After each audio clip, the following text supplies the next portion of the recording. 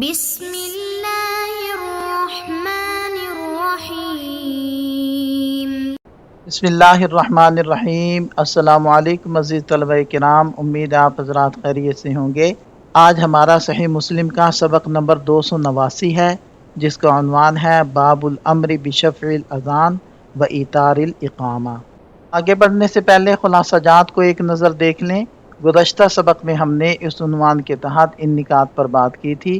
آج کے سبق میں ہم اس عنوان کے تحت ان مذکورہ نکات پر بات کریں گے۔ تو بڑھتے ہیں سبق کی طرف۔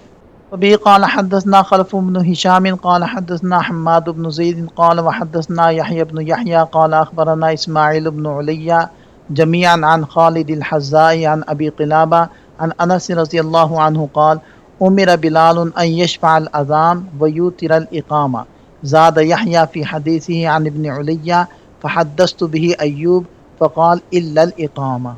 حضرت انس رضی اللہ عنہ سے مروی ہے کہ حضرت بلال رضی اللہ عنہ کو حکم دیا گیا کہ اذان دو بار کہیں اور اقامت ایک بار۔ حضرت ابو ایوب کی روایت میں الا الاقامہ کے الفاظ ہیں۔ اس اسناد کے رجال 7 ہیں۔ پہلے ہیں خلف بن ہشام بن ثعلب البزار ثقۃ، دوسرے ہیں حماد بن زید، تیسرے ہیں یحییٰ بن یحییٰ التمیمی، چوتھے ہیں اسماعیل ابن علیہ، پانچویں ہیں خالد الحذاء ثقۃ ثبت، اور چھٹے ہیں ابو قلابہ عبداللہ بن زید بن عمرو ثقۃ فاضل، اور 7ویں نمبر پر ہے مشہور صحابی رسول حضرت انس بن مالک رضی اللہ عنہ۔ یہاں اس اسناد کے نکات کو بیان کیا جا رہا ہے۔ یہ امام مسلم رحمۃ اللہ علیہ کی خماسیات میں سے ہے، اور اس میں تحویل بھی ہے اور تحدیث، اخبار، عنعنہ، تینوں طرح کے صیغے بھی موجود ہیں، اور اس کے رجال سے ستہ کے رجال ہیں، اور اس میں بصری راویوں کا تسلسل ہے، اور اس میں تابعی سے روایت کر رہے ہیں، یعنی خالد ابو قلابہ سے روایت کر رہے ہیں، اور یہ دونوں حضرات تابعین میں سے ہیں۔ حدیث کے الفاظ ہیں امر بلال، یہاں صیغہ فعل مجہول استعمال ہوا ہے، یعنی حکم دینے والے کا نام صراحت سے ذکر نہیں کیا گیا۔ اس پر محدثین اور علم اصول کے ماہرین کے درمیان یہ بحث رہی ہے کہ کیا ایسی عبارت کو نبی پاک صلی اللہ علیہ وسلم کا حکم مانا جائے گا یا نہیں۔ اس بارے میں محققین کی رائے یہ ہے کہ یہ صیغہ مرفوع کے حکم میں ہے۔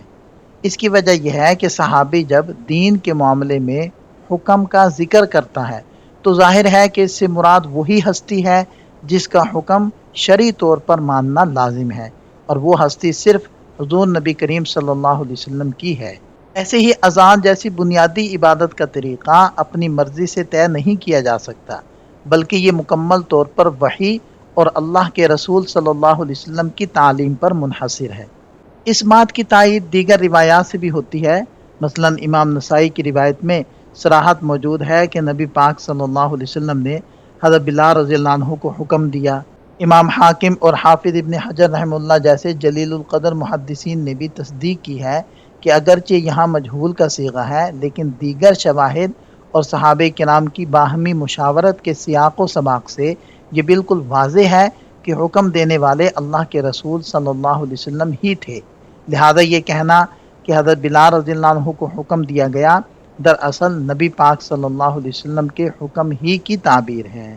اقامت کے الفاظ کتنی بار کہے جائیں، اس بارے میں اہل علم کے درمیان اختلاف پایا جاتا ہے۔ امام شافعی رحمہ اللہ کا مستند اور مشہور قول، جس پر امام شافعی رحمہ اللہ کی تمام نصوص متفق ہیں اور یہی امام احمد رحمہ اللہ کا موقف بھی ہے، وہ یہ ہے کہ اقامت کے کلمات کل 11 ہیں۔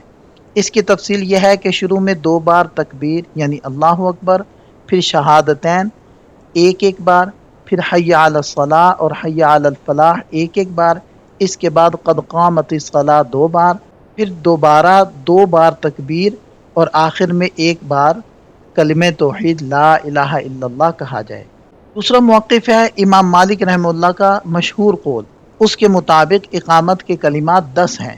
ان کے نزدیک قد قامت الصلاح کے الفاظ بھی 2 بار کی بجائے صرف 1 ہی بار کہے جائیں گے۔ امام شافعی رحمہ اللہ کا قدیم قول بھی یہی تھا۔ ایک شاذ قول یہ بھی ہے کہ اقامت کے کلمات کی تعداد صرف 8 ہے۔ اس صورت میں اقامت کے شروع میں بھی صرف 1 بار تکبیر کہی جائے گی، آخر میں بھی 1 بار تکبیر ہوگی، اور قد قامت الصلاح بھی 1 ہی بار کہا جائے گا۔ لیکن امام نووی رحمہ اللہ فرماتے ہیں کہ دلائل کے اعتبار سے پہلا قول ہی سب سے زیادہ درست اور معتبر ہے۔ امام ابو حنیفہ رحمہ اللہ کے نزدیک اقامت کے کلمات کی تعداد 17 ہے، کیونکہ آپ کے نزدیک اقامت بھی اذان کی طرح مکمل دوہری کہی جائے گی۔ دوسری طرف علامہ ابن عبد البر رحمہ اللہ فرماتے ہیں کہ امام احمد، امام اسحاق، داؤد اور ابن جریر طبری رحمہم اللہ جیسے جلیل القدر ائمہ اس تمام اختلاف کو اختلاف مباح قرار دیتے ہیں۔ ان کے نزدیک چاہے کوئی اذان کے شروع کی تکبیریں 4 بار کہے یا 2 بار، ترجیع کرے یا نہ کرے، اور اقامت کو دوہرا کہے یا اکہرا کہے، یہ تمام صورتیں جائز ہیں کیونکہ یہ سب مختلف روایات سے ثابت ہیں۔ علامہ عثمانی رحمہ اللہ ایک بہت خوبصورت نقطہ بیان کرتے ہیں۔ وہ فرماتے ہیں کہ اس باب میں اصل بنیاد سیدنا بلال رضی اللہ عنہ کی مستقل عادت کو بنانا چاہیے، کیونکہ وہ صبح و شام اللہ کے رسول صلی اللہ علیہ وسلم کی موجودگی میں اذان اور اقامت کہا کرتے تھے۔ ان کا معمول ہی سنت کہلانے کے زیادہ حقدار ہے۔ جب ہم حضرت بلال رضی اللہ عنہ کی اقامت سے متعلق احادیث کا جائزہ لیتے ہیں تو وہ 3 طرح کی ملتی ہیں۔ پہلی قسم وہ احادیث جن میں نبی پاک صلی اللہ علیہ وسلم نے خود حضرت بلال رضی اللہ عنہ کو اذان دوہری اور اقامت اکہری کہنے کا حکم دیا، جیسے کہ ہماری زیر درس حدیث ہے۔ اس سے معلوم ہوتا ہے کہ اذان کے طریقے پر مشاورت کے فوراً بعد یہ حکم جاری ہوا۔ دوسری قسم وہ احادیث جو حضرت بلال رضی اللہ عنہ کے مستقل عمل اور عادت کو بیان کرتی ہیں۔ مثلا حضرت ابن عمر رضی اللہ عنہما فرماتے ہیں کہ عہد رسالت میں اذان 2 بار اور اقامت 1 بار ہوتی تھی، سوائے قد قامت الصلاۃ کے جو 2 بار کہا جاتا تھا۔ حضرت انس اور دیگر راویوں کی روایات جو اس بات کی تصدیق کرتی ہیں کہ انہوں نے خود حضرت بلال رضی اللہ عنہ کو نبی پاک صلی اللہ علیہ وسلم کے سامنے اسی طرح اذان اور اقامت کہتے دیکھا۔ جبکہ تیسری قسم کی احادیث وہ ہیں جن میں اذان و اقامت دونوں کو 2 بار کہنے کا عمل بیان ہوا ہے۔ لہذا حضرت عبداللہ ابن زید رضی اللہ عنہ کی روایت امام ترمذی رحمہ اللہ نے نقل کی ہے کہ حضرت عبداللہ ابن زید جنہیں خواب میں اذان سکھائی گئی تھی، وہ فرماتے ہیں کہ اللہ کے رسول صلی اللہ علیہ وسلم کی اذان اور اقامت دونوں ہی شفعان یعنی 2 بار ہوا کرتی تھی۔ امام ترمذی رحمہ اللہ مزید وضاحت فرماتے ہیں کہ شعبہ کی روایت کے مطابق صحابہ کرام کی ایک جماعت نے اس بات کی تصدیق کی ہے کہ حضرت عبداللہ ابن زید رضی اللہ عنہ نے خواب میں اذان اور اقامت دونوں کو اسی حیت میں دیکھا تھا۔ امام ابو عوانہ نے اپنی صحیح میں امام شابی رحمہ اللہ کے واسطے سے نقل کیا ہے کہ حضرت عبداللہ ابن زید رضی اللہ عنہ نے خود نبی پاک صلی اللہ علیہ وسلم کی اذان اور اقامت سنی، اور وہ دونوں ہی مسنا تھیں۔ اگرچہ اس سند میں کچھ انقطاع موجود ہے، لیکن اس کے باوجود اس کے راوی بہت مضبوط اور ثقہ ہیں۔ امام عبد الرزاق اور امام طحاوی رحمہ اللہ نے ایک صحیح سند کے ساتھ نقل کیا ہے کہ حضرت بلال رضی اللہ عنہ اذان بھی دوہری کہتے تھے اور اقامت بھی دوہری ہی کہا کرتے تھے۔ امام دارقطنی اور طبرانی کی روایت کے مطابق حضرت ابو جحیفہ رضی اللہ عنہ فرماتے ہیں کہ انہوں نے خود حضرت بلال رضی اللہ عنہ کو نبی پاک صلی اللہ علیہ وسلم کے سامنے اذان اور اقامت دونوں کو 2 بار کہتے سنا۔ اگرچہ اس روایت کی سند میں تھوڑی کمزوری ہے، لیکن یہ سابقہ صحیح روایات کی تائید میں ایک اہم شاہد ہے۔ امام طحاوی رحمہ اللہ نے ایک حسن سند کے ساتھ حضرت سعید بن غفلہ رضی اللہ عنہ سے روایت نقل کی ہے کہ انہوں نے حضرت بلال رضی اللہ عنہ کو خود اذان اور اقامت دونوں کو 2 بار کہتے سنا۔ حضرت سعید بن غفلہ وہ جلیل القدر شخصیت ہیں جنہوں نے زمانے جاہلیت پایا، اور جس دن نبی پاک صلی اللہ علیہ وسلم کی تدفین ہو رہی تھی آپ مدینہ منورہ پہنچے، یعنی آپ صحابہ کرام کے دور کے عینی شاہد ہیں۔ حافظ ابن حجر اور علامہ تقی الدین سبکی رحمہ اللہ کی تحقیقات سے ثابت ہے کہ حضرت سعید نے حضرت ابوبکر صدیق رضی اللہ عنہ کے دور خلافت میں حضرت بلال رضی اللہ عنہ سے براہ راست اذان و اقامت سنی تھی، اور اس وقت حضرت بلال رضی اللہ عنہ کا معمول اقامت کو دوہرا کہنے کا ہی تھا۔ یہاں سے ایک نہایت اہم علمی نتیجہ نکلتا ہے کہ نبی پاک صلی اللہ علیہ وسلم نے حضرت بلال رضی اللہ عنہ کو اقامت 1 بار کہنے کا جو حکم دیا تھا وہ ابتدائی اسلام اور اذان کی شروعات کے وقت کا تھا، لیکن بعد کے ادوار میں حضرت بلال رضی اللہ عنہ کی مستقل عادت اقامت کو دوہرا کہنے کی ہو گئی تھی۔ اس کی سب سے بڑی دلیل حضرت ابو محذورہ رضی اللہ عنہ کی روایت ہے، جنہیں نبی پاک صلی اللہ علیہ وسلم نے خود فتح مکہ اور غزوہ حنین کے موقع پر اذان و اقامت کی تعلیم دی، اور اس میں اقامت کو دوہرا کہنے کی صراحت موجود ہے، چونکہ اذان و اقامت کی شروعات ہجرت کے فوراً بعد ہوئی تھی، جبکہ حضرت ابو محذورہ رضی اللہ عنہ کو تعلیم 8 ہجری میں دی گئی۔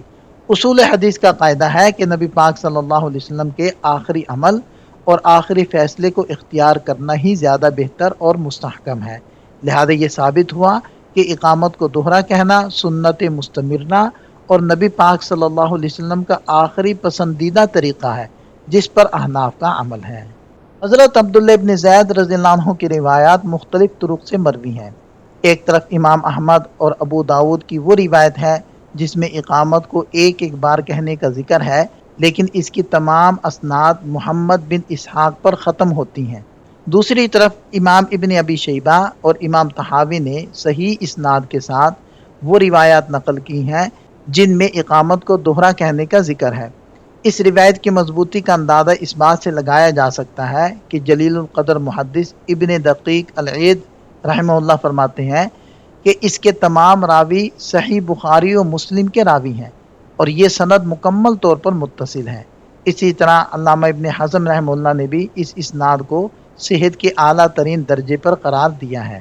چونکہ قصہ ایک ہی ہے، یعنی خواب میں اذان و اقامت کا دیکھنا، تو ابن ابی شیبہ کی روایت میں زیادہ علم موجود ہے، جبکہ محمد بن اسحاق کی روایت میں اختصار یا کسی کمی کا احتمال ہو سکتا ہے۔ اگر ہم علمی دیانتداری کے ساتھ ان دونوں روایات کو آپس میں متعارض بھی مان لیں، تب بھی ہمیں حضرت بلال رضی اللہ عنہ کے مستقل عمل کی طرف رجوع کرنا پڑے گا، اور جیسا کہ ہم پہلے ثابت کر چکے ہیں کہ حضرت بلال رضی اللہ عنہ کا آخری اور مستقل معمول اقامت کو دوہرا کہنا ہی تھا، لہذا صحیح اور قوی موقف یہی ہے کہ اقامت کے کلمات دو بار کہے جائیں۔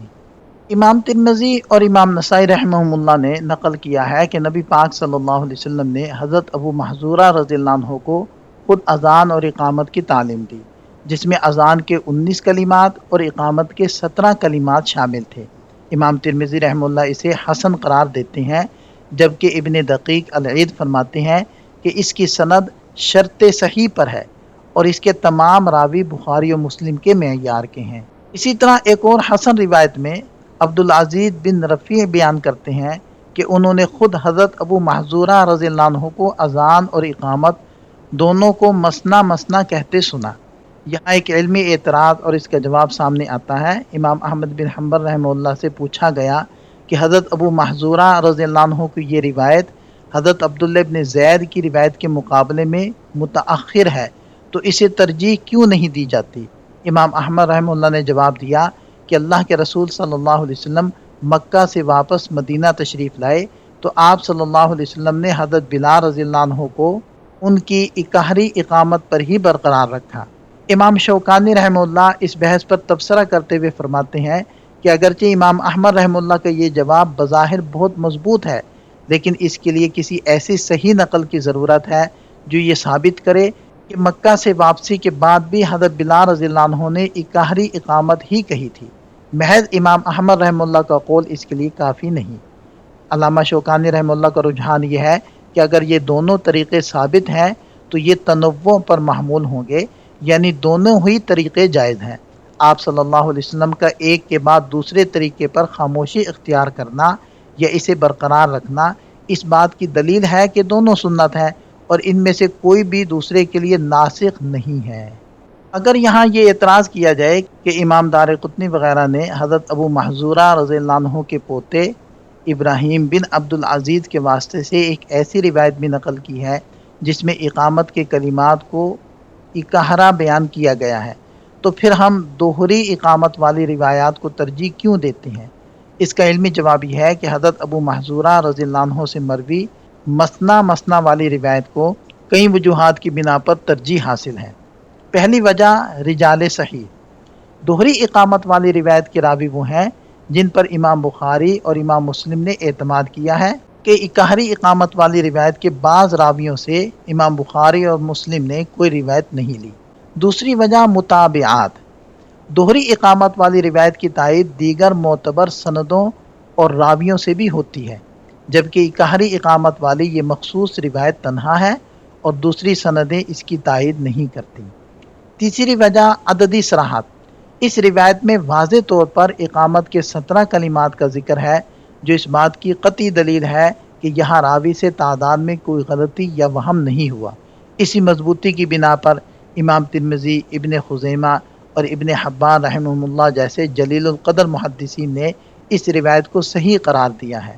لہذا سند اور متن دونوں کے اعتبار سے حضرت ابو محذورہ رضی اللہ عنہ کی وہی روایت معتبر اور راجح ہے جس میں اقامت کو دوہرا پڑھنے کی تعلیم دی گئی ہے۔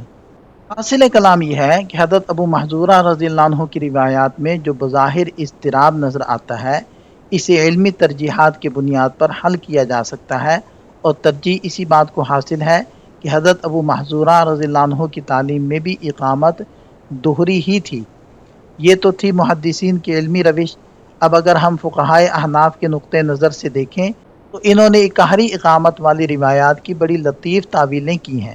بعض احناف فرماتے ہیں کہ حضرت بلال رضی اللہ عنہ کو جو اقامت اکہری کہنے کا حکم دیا گیا تھا، اس سے مراد کلمات کی تعداد نہیں بلکہ آواز اور سانس کی کیفیت تھی، یعنی اذان میں ہر کلمے کو الگ سانس میں ٹھہر ٹھہر کر ادا کیا جائے گا۔ اسے اصطلاح میں ترسل کہتے ہیں، جبکہ اقامت میں دو دو کلمات کو ایک ہی سانس میں ملا کر تیزی سے پڑھا جائے گا، جسے حدر کہا جاتا ہے۔ اس تعویل کے مطابق اقامت کی آواز اکہری محسوس ہوتی ہے مگر کلمات دوہرے ہی رہتے ہیں۔ یہاں قد قامت الصلاۃ کا استثناء اس لیے ہے کیونکہ یہ کلمات اذان میں نہیں ہوتے، لہذا انہیں اپنی اصل کے مطابق واضح پڑھا جائے گا۔ البتہ علامہ عثمانی فرماتے ہیں کہ یہ تعویل تھوڑی مشکل معلوم ہوتی ہے، جو مختلف روایات میں جمع و تطبیق کے لیے اختیار کی گئی ہے۔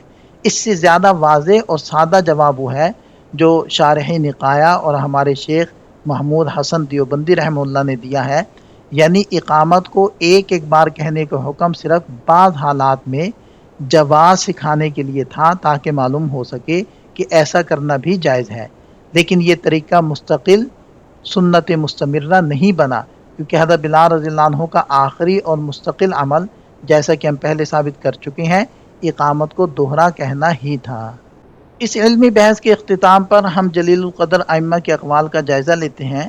حافظ ابن تیمیہ رحمہ اللہ ایک نہایت معتدل موقف اختیار کرتے ہوئے فرماتے ہیں کہ نہ تو اکہری اقامت مکروہ ہے اور نہ ہی دوہری، اگرچہ امام احمد بن حنبل اور دیگر ائمہ حدیث حضرت بلال رضی اللہ عنہ کی اکہری اقامت کو اس لیے ترجیح دیتے ہیں کیونکہ انہوں نے نبی پاک صلی اللہ علیہ وسلم کے سامنے اس پر مداومت کی، لیکن یہ ترجیح بالکل ایسی ہی ہے جیسے بعض قراتوں یا تشہد کے مختلف الفاظ میں سے کسی ایک کو پسند کر لیا جائے، اس کا مطلب دوسرے طریقے کی نفی ہرگز نہیں ہوتا۔ اسی طرح شاہ ولی اللہ محدث دہلوی رحمہ اللہ فرماتے ہیں کہ میرے نزدیک اذان اور اقامت کے یہ تمام طریقے قرآن کے مختلف لہجوں کی طرح ہیں، جن میں سے ہر طریقہ اپنی جگہ مکمل، کافی اور شافی ہے۔ یہاں امام نووی رحمہ اللہ کے اس دعوے کی تردید بھی ضروری ہے کہ احناف کا دوہری اقامت کا موقف شاذ ہے۔ امام ترمذی اپنی جامع میں صراحت فرماتے ہیں کہ یہ صرف احناف کا نہیں بلکہ امام سفیان ثوری، حضرت عبداللہ ابن مبارک اور تمام اہل کوفہ کا مجمع علیہ موقف ہے۔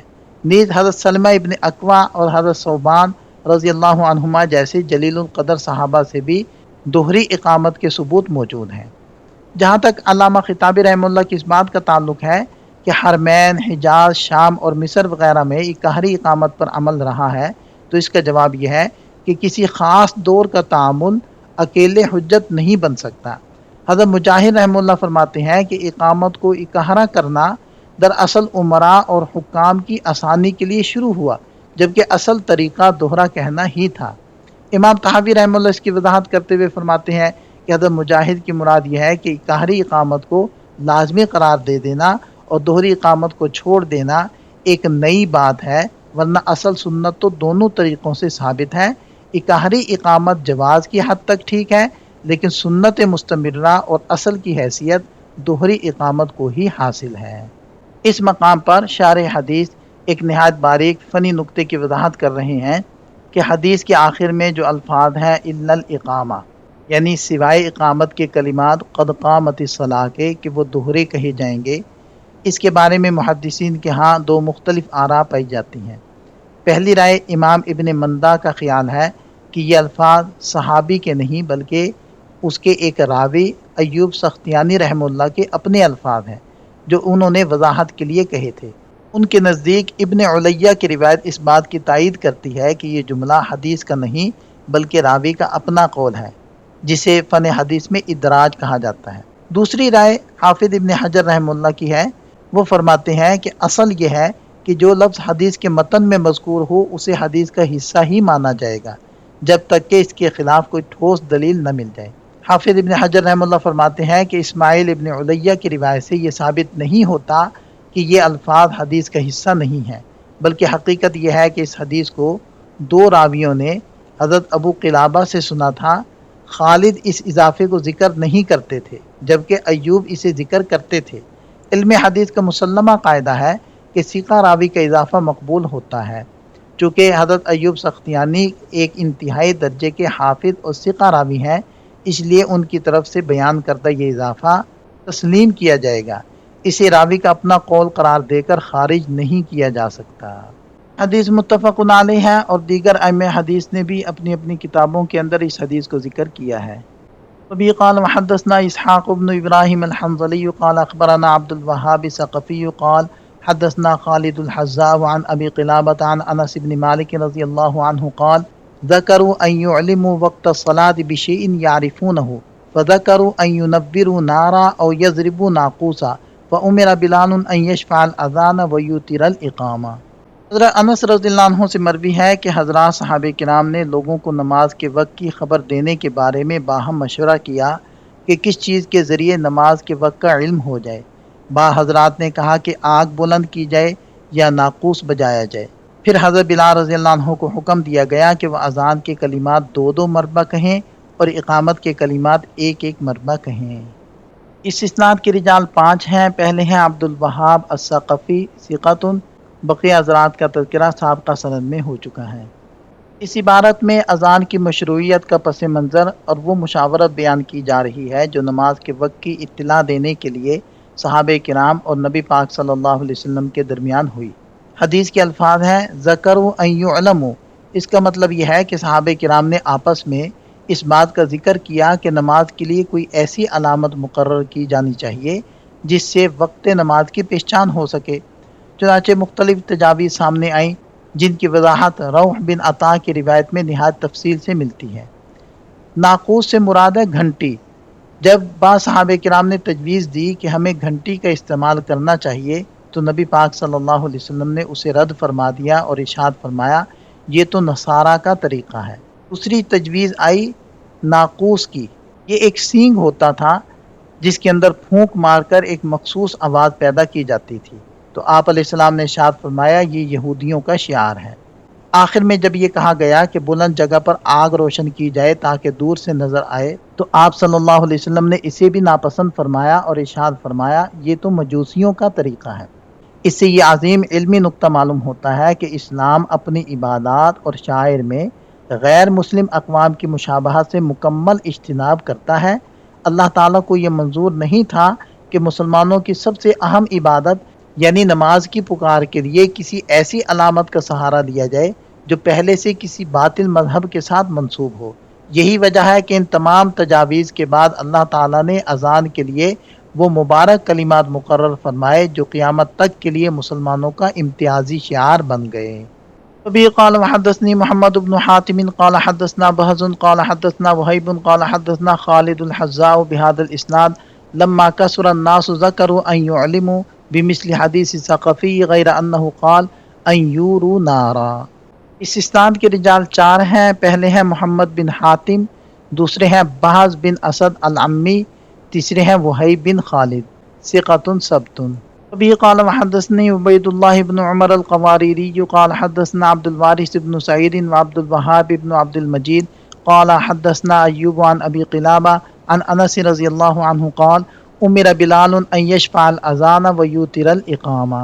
اس اسناد کے رجال 6 ہیں۔ پہلے ہیں عبید اللہ بن عمر القواریری، دوسرے ہیں عبد الوارث بن سعید، تیسرے ہیں عبد الوہاب بن عبد المجید، چوتھے ہیں ایوب بن ابی تمیمہ کیسان السختیانی ثقۃ ثبت۔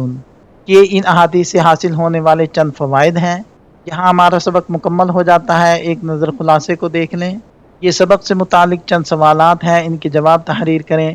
ملتے ہیں نئے سبق کے ساتھ۔ اللہ تعالیٰ ہم سب کا حامی و ناصر ہو۔ دعاؤں میں یاد رکھیے گا۔ السلام علیکم۔